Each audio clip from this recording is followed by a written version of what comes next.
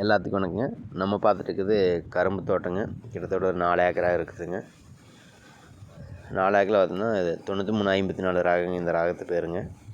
இதில் பார்த்தோம்னா 2ஆங்காலுங்க. வெயிட் இல்லைங்க, வெயிட் வரலைங்க.